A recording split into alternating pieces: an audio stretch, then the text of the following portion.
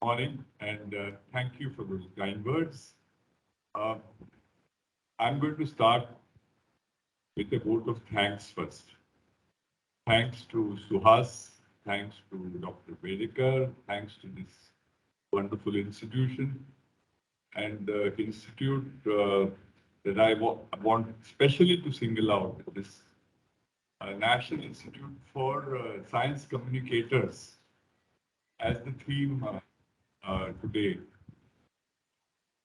Uh, it's talking about the role that science communicators have in enhancing public awareness, etc. Now, that is almost an oxymoron. Because this is what we do. Now, the point is, how do we do it effectively? Uh, Joshiji talked about this divide between emotion and reason. This is also reflected in the construction of the human brain. You have the right side and the left side, you have the emotional side and the so-called analytical side, both connected by a corpus callosum. So if I may submit, science communicators' role is akin to the great pathway between the two hemispheres, where you present uh, scientific facts and the emotional content with discretion, and then try to create a bridge between people who are not informed versus people who are informed and sometimes are too busy sometimes to communicate, or sometimes even are not aware how to communicate. So science communicators have a very vital role to play in this. And I say this in a spirit of optimism because as I was talking to my friends in the guest house, how do I present some evidence which is real and lived? And this is the evidence that I'm going to show. This little bracelet that I'm wearing. It has a AIDS ribbon sign on it, and it was given to me by the venerable philanthropist Rockefeller when I was working with Science Today under the leadership of Dr. G.P. Fonke. Our journal became the first journal in India to identify the correctly verified source of the AIDS pandemic. The fact that it was a virus, there was even controversy whether it is a prion or it is a bacterium or it is whatever it is.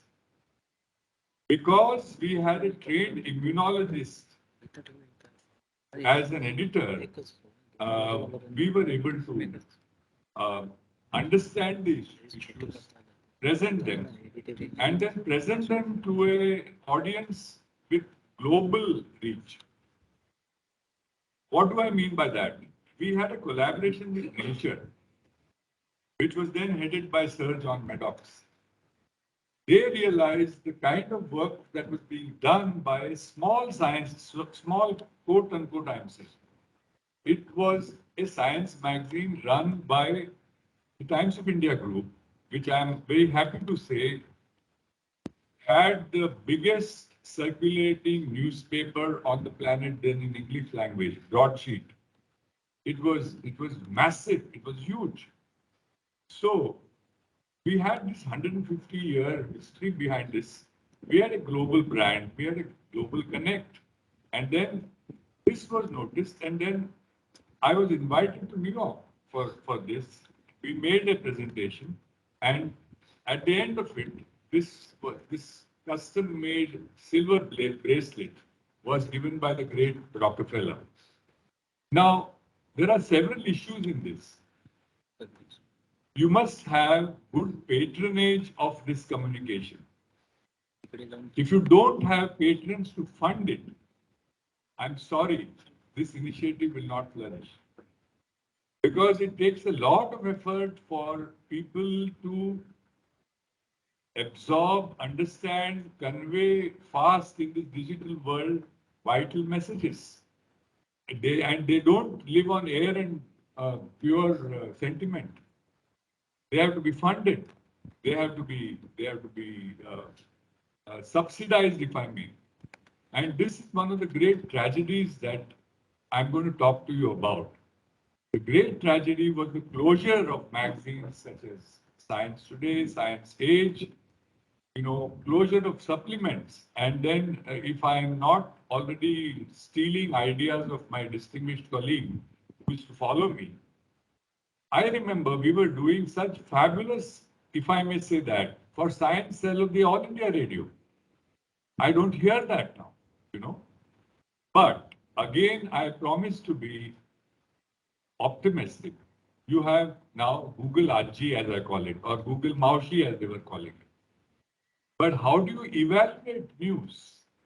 How do you separate fake news from arrant nonsense and good science?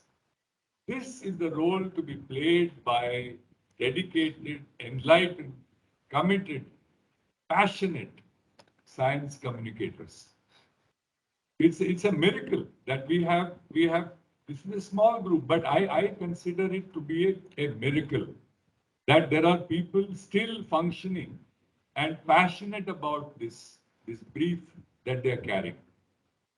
I will only give you one small living example. We went for a morning walk, and yesterday I made a fervent prayer to the gods of Konkan that can we have the darshan of a signature species called the hornbill.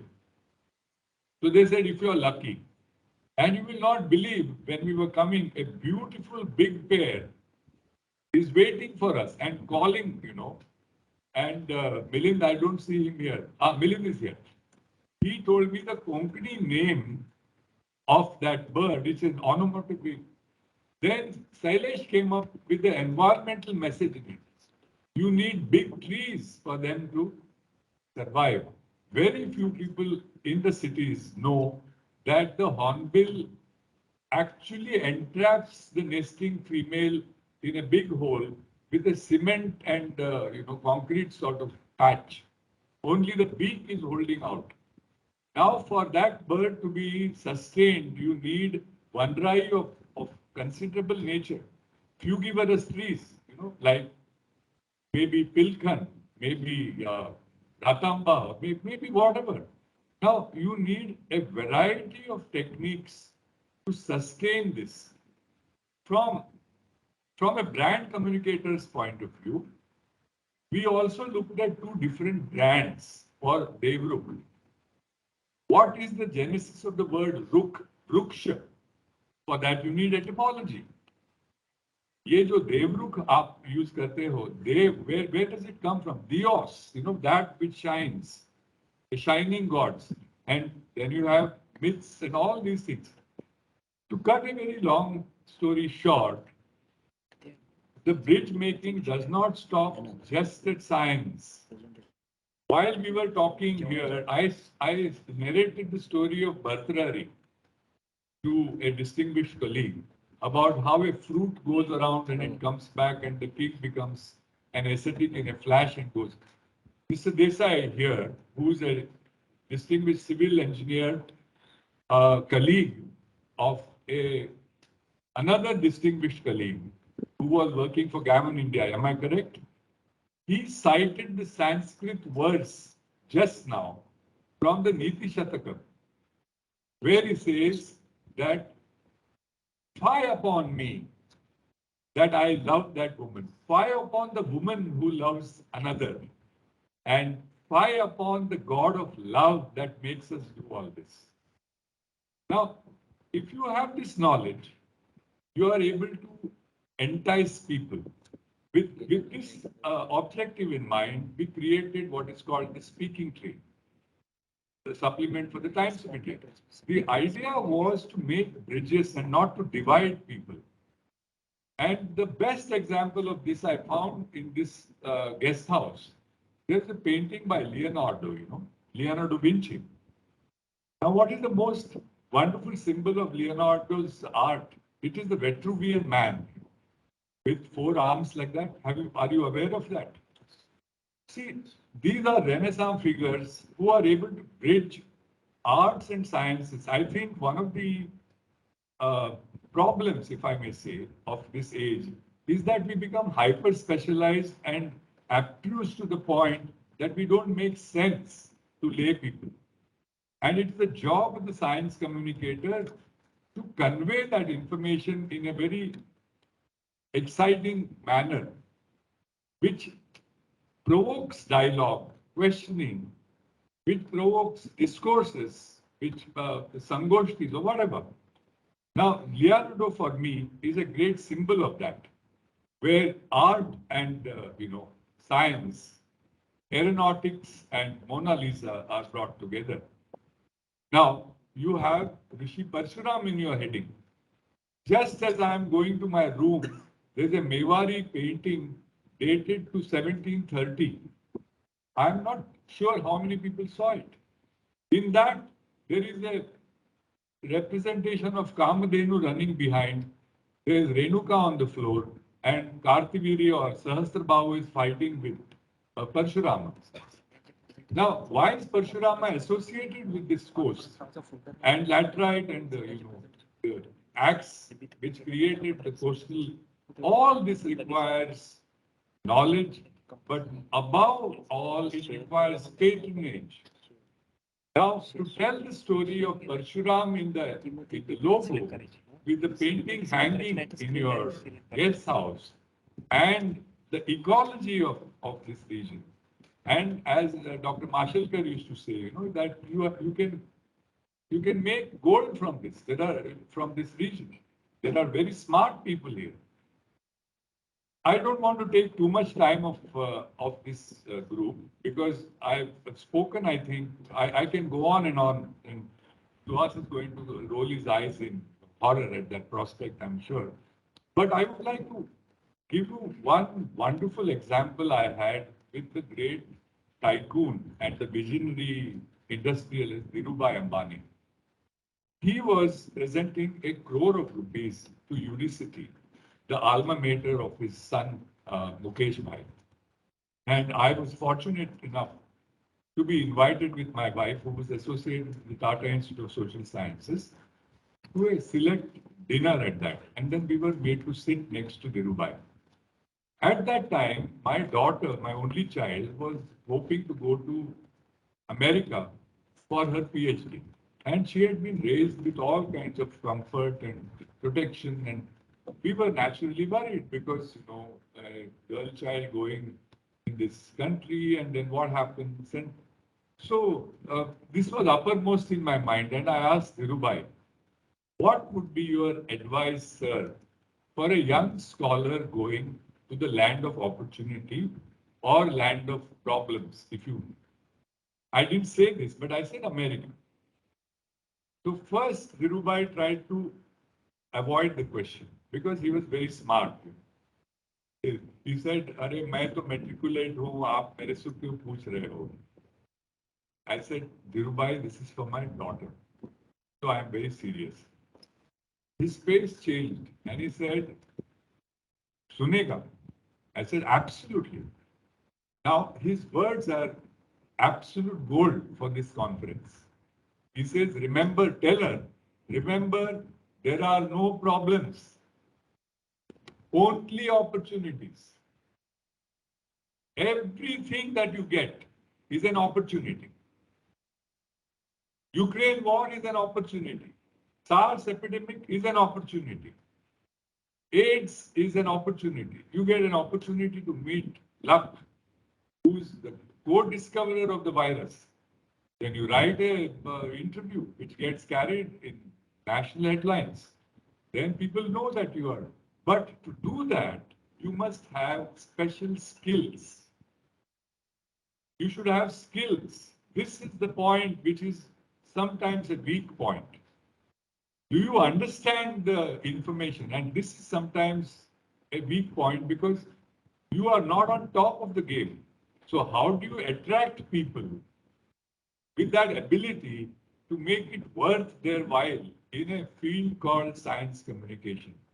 I would leave that, And Dhirubhai said, the second thing he says that What is the other rule? He says, be aware of your own bullshit.